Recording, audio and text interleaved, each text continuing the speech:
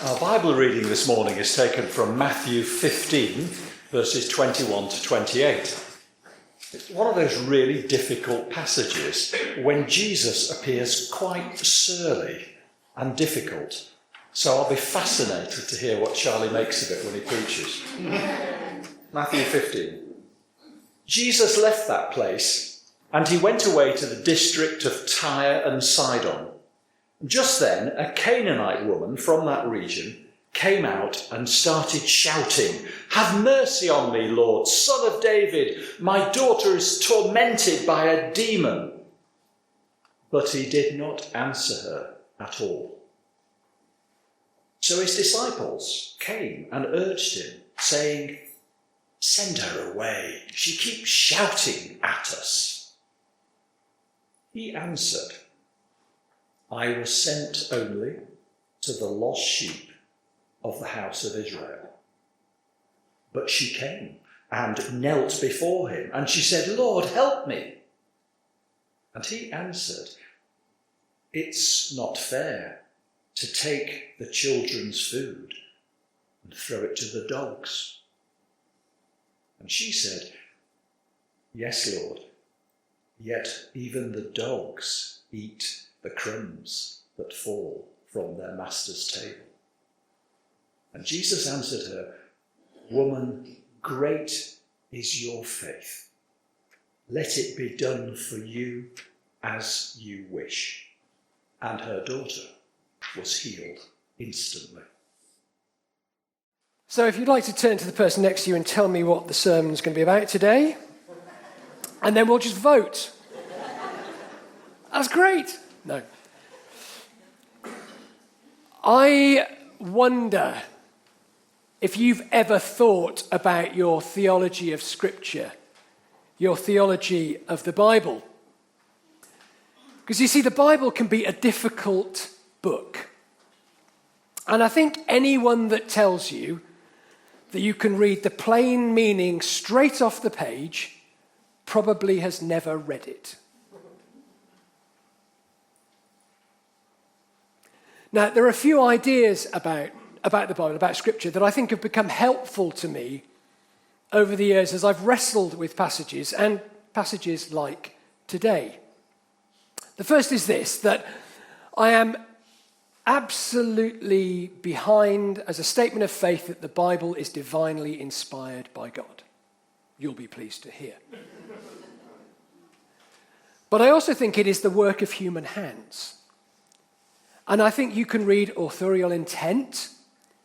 I think you can read different perspectives, different cultures. The Bible's written across a long time span. And you can read the editors and the authors, as well as the voice of God through the text. And also, I think the Bible isn't linear. Now, I know I've said this before. I think it shows an evolution in humanity's understanding of the divine, of God. It moves from Genesis through to the grand revelation of Christ himself. And there are steps on the way. One method of reading the Bible that I like and that we use a version of in our Tuesday morning staff prayers is called the Swedish method. I realise that sounds like a method of contraception. It's not. Sorry. Inappropriate joke for church. Sorry, that just came out.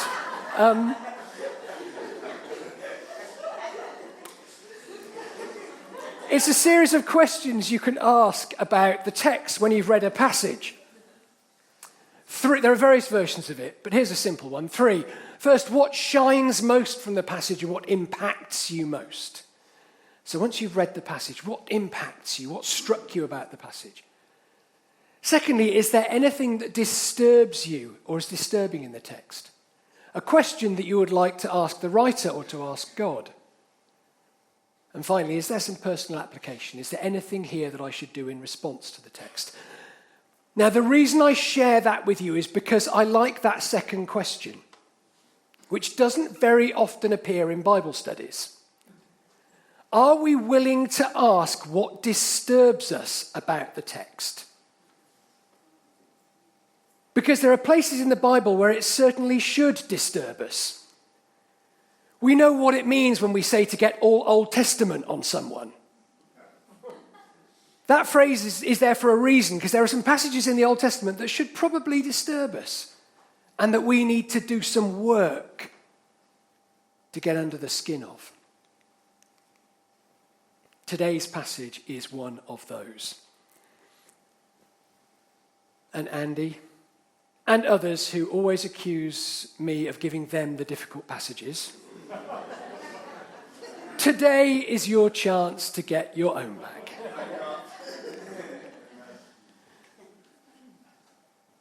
Let's just say it as it is. To a modern sensibility, Jesus sounds racist in this text.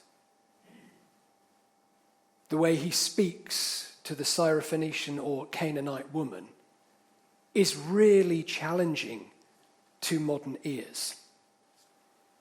So it is time to wrestle with this text.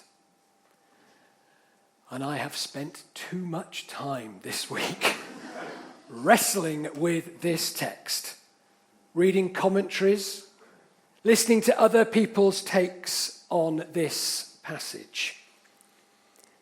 And there is a certain trend amongst, I would say, the majority of the commentators, and that is to attempt to defend Jesus to modern hearers. Perhaps the most radical of these I came across was to suggest that the story isn't original to Jesus. It is so out of keeping with his character, it's just added later. Not sure what I make of that one. The second was to argue that Jesus is just tired. One of the ways you can read the word was he retreated to Tyre and Sidon. He's had a tough time. The Pharisees are turning on him, plotting to kill him. He's decided that he's going to take some time away, which Jesus did frequently, into the mountains. And he's just at the end of himself. And that therefore he's out of patience. And that he is short. And we all know what it is like to feel like that, don't we? To be patient at the end of our tether and short with people. I heard several sermons frame Jesus' words in that context.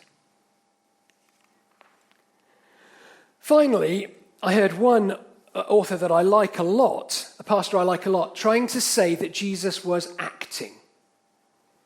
This was a kind of lived parable in order to make a point to the woman, to draw out her faith and to perhaps make a point to the disciples. The problem is none of those convince me. My question is, what about you? That's kind of more interesting for you. What do you think? You know, I'm going to tell you where I've got to on this, what I think. I think the challenge for you today is to go away and to apply your own brains to this and say, do I agree with Charlie? Or am I more convinced by one of the other interpretations? Because friends, that's where the life is in the Bible passages, in those conversations. But I think we need to be very careful not to read a 21st century sensibility into a first century text. We do need to accept, as part of understanding this passage today, that we live in a very different time, a very different culture with a different set of sensibilities to the first century. And I think to some extent we are seeing a bit of that come through in this passage. It would not have been phrased this way today. But we just need to be careful about that move. I want to give you 3 bits of information that then we're going to attempt to hold together to help us tackle this passage. Does that make sense? 3 ideas to put on the table that we're going to put together. The first you know, because we've been banging on about it for the last year and a half. And that is that Matthew's gospel is specifically written to convince the Jews. As I said, you can read authorial intent into each of the gospel writers. And Matthew's is clear. He's writing to the Jews to convince them that Jesus is their Messiah who has come. Now, Israel, the Jews, were God's chosen people. But they were chosen by God for a very specific purpose. That is to be a blessing to the nations around them. This is not about national exceptionalism. This is not putting the Jewish people, the Israeli people aside as kind of exceptional. No, they were chosen by God for a reason. Not to be high and mighty over others, but to be a blessing to the nations around them. And so often nations get that wrong, don't they? National exceptionalism. We've heard it time and time again through history that God is on our side, and churches and religions so often get complicit and tied up in that kind of idea, and it just gets messy. That was never the intention for the nation of Israel. They were to be a blessing to the nations around them. And Matthew's gospel is written to that audience. Matthew 10, when Jesus sends out the 12 disciples, we read these words. These 12 Jesus sent out with the following instructions. Do not take the road leading to Gentiles. Do not enter a Samaritan town. Rather go to the lost sheep of the house of Israel. As you go, proclaim the good news. The kingdom of heaven has come near. Matthew is writing to Jews. They were expecting a Jewish Messiah. He's saying that Jesus is the fulfillment of that promise, the Messiah to the nation of Israel. One idea. The second idea is this observation that I think is really key in unlocking this passage. Matthew, in Matthew's account, refers to this woman as a Canaanite woman. That is interesting because Canaanites don't exist by this time.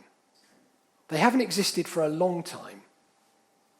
Mark's account says Syrophoenician, which is the region she was from. It would be like calling somebody from Norway a Viking. With me? It doesn't. The identifier, oh, you're a Canaanite, doesn't exist. Syrophoenician would have been the Canaanite. Is like referring to somebody. Referring to someone from Scotland as a Celt. And Andy's happy with that. He's got a kilt and yeah. Freedom. Sorry. I think she's referred to as a Canaanite woman specifically to remind the readers of an episode from their past. A very sad episode from the past. And further to that, Jesus is being in some extent painted as the new Joshua. Joshua is a character from the Old Testament. Of course, you know that Jesus is the English version of the name. Yeshua is the Aramaic version of the name, and Joshua is the Hebrew version of the name. Jesus and Joshua share the same name. Yahweh saves, it means. Back in the Old Testament, in the history of the people of Israel, Joshua had led God's people, the Israelites, into the promised land, into the land of Canaan to take it. He'd crossed the river Jordan, and they had taken the land of Canaan, but he had come with a sword. And it is a bloody difficult and violent story in the Old Testament where they slaughtered the Canaanites, the Gentiles, to take their land, as they understood, promised to them by God. That was the story of Joshua, crossing the river Jordan. Jesus, at the beginning of his ministry, goes to that same river, that same crossing point, that river Jordan, to meet John the Baptist, where he is baptized by John. And we read that the Spirit of God descended upon him like what? A dove. A dove, the universal symbol of peace. As Jesus enters to the river Jordan, there is a symbol of peace. This new Joshua has not come to bring a sword. This new Joshua has come peaceably.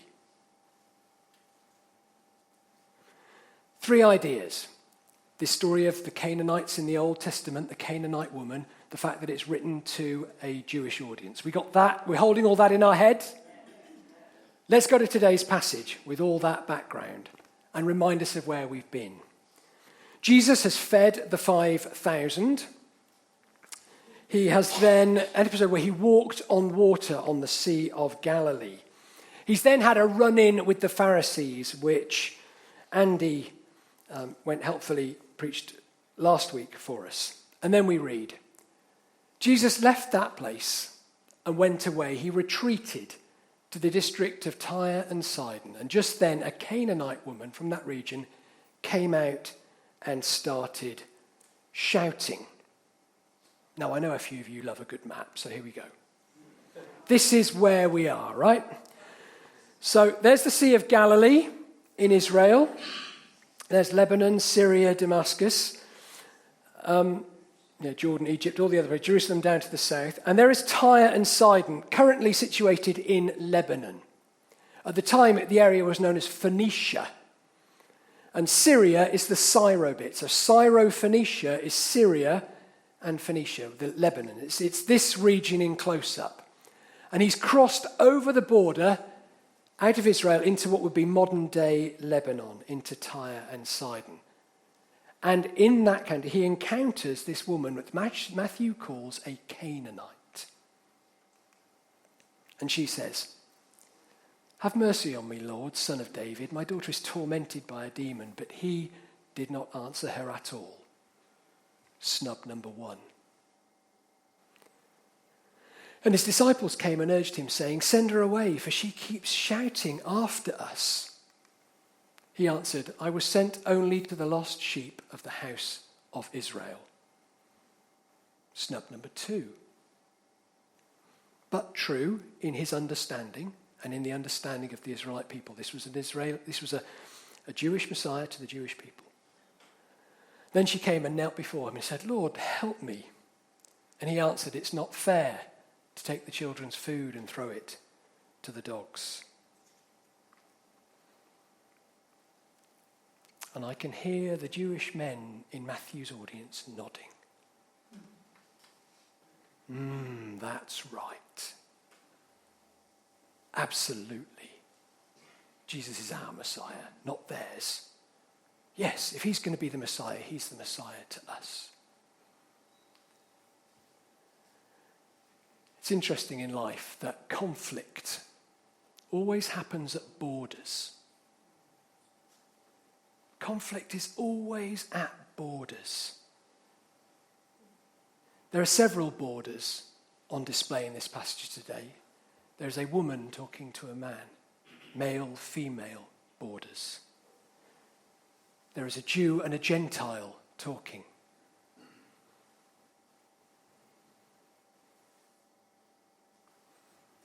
Identity markers are so often places of conflict. Black, white. Think of those conflicts over the years. Israeli-Palestinian. Russian-Ukrainian.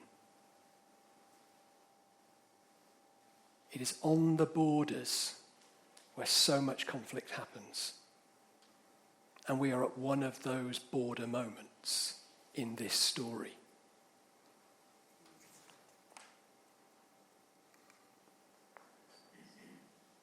And she says, "Yes, Lord." Calling him Lord sounds like she's a Gentile follower. Yet even the dogs eat the crumbs that fall from their master's table. And Jesus answered her, "Woman, great is your faith. Let it be done for you as you wish." And her daughter was healed from that moment.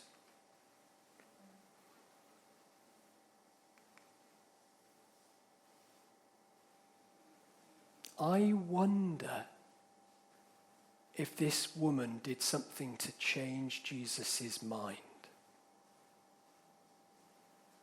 I think Jesus' mind was ready to be changed. Now you have to remember that Jesus was brought up in this Jewish culture. He expected the Messiah, and if he's coming into his calling, he's working out who he is, he's realizing who he is, that Messiah would be to the Jewish people. That's the narrative, that's the world, that's the water he swam in. Yet he's come across several Gentiles to this point, and he's reached out to them. And I wonder if Matthew is putting this story in to illustrate at this point that this woman, this Canaanite woman, has had an impact on Jesus and is shifting his thinking about his calling in the world. And why is that interesting? Because all those years ago, it was the Jews who came out on top in the battle with the Canaanites. It was them that slaughtered them. In this story, in a complete reversal, a total reversal of the narrative, shocking to its readers in the day, it is a Canaanite woman who appears to win the argument. And I would suggest shift something in Jesus.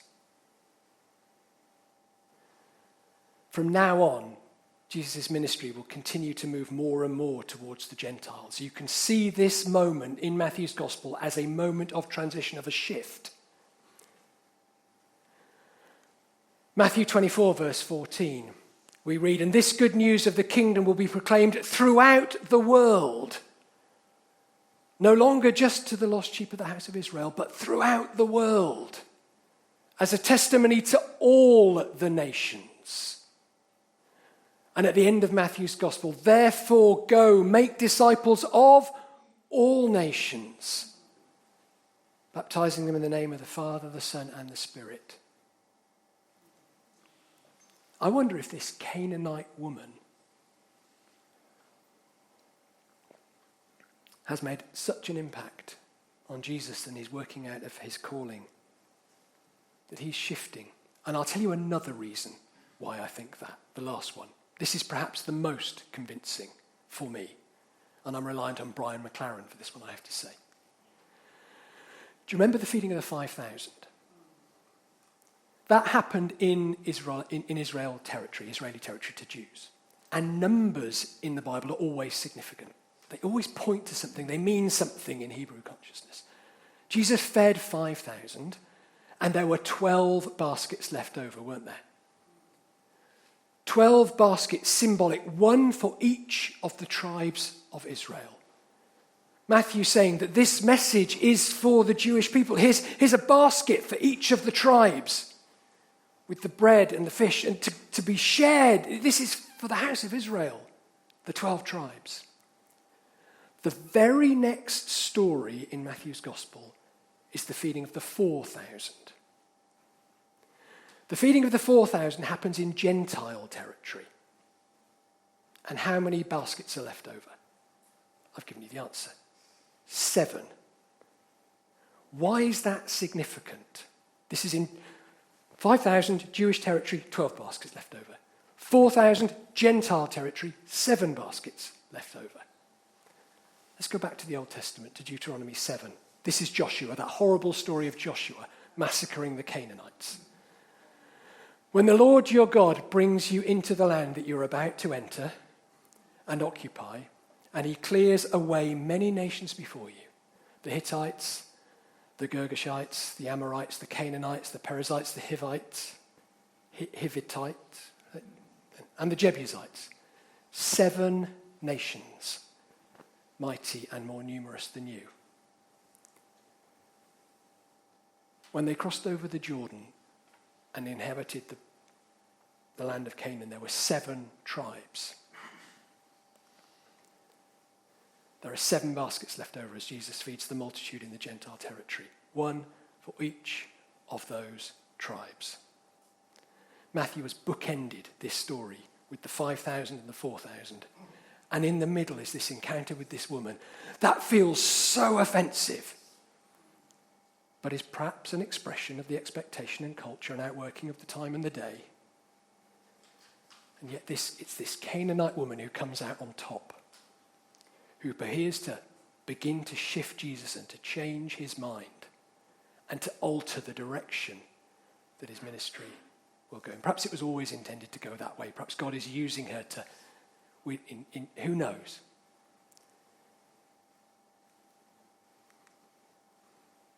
There you are. That's the best I got.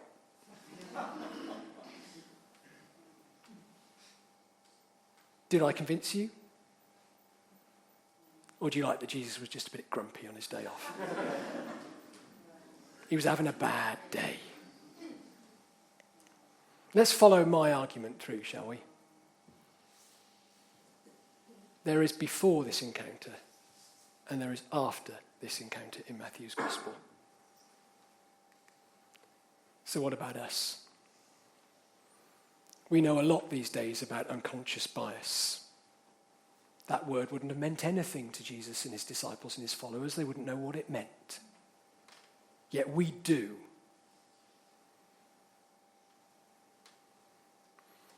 I wonder, what convictions do we hold? What biases in us need constant challenging and prodding and poking, because perhaps things that we need to let go of?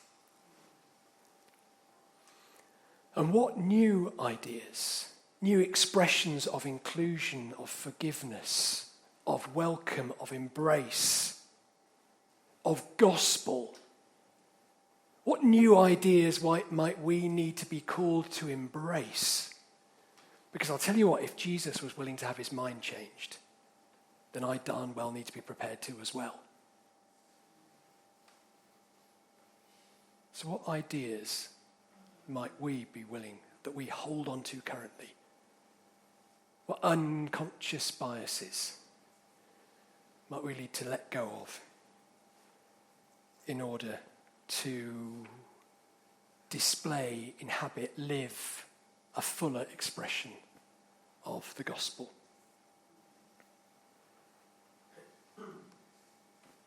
Let's be quiet for a moment.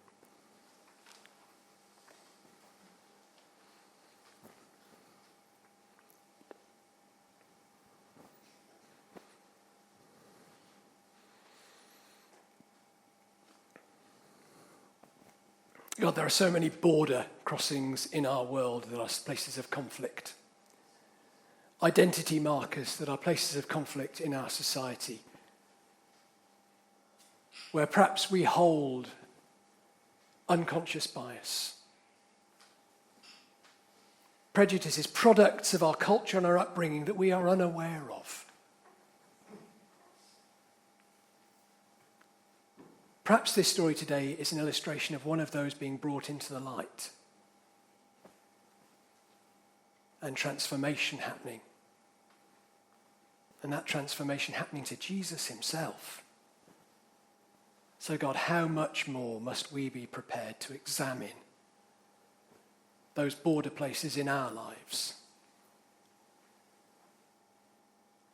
To be awake to the biases that exist within us, and to be willing to shift and move and change, that we might love all people without exception. Amen.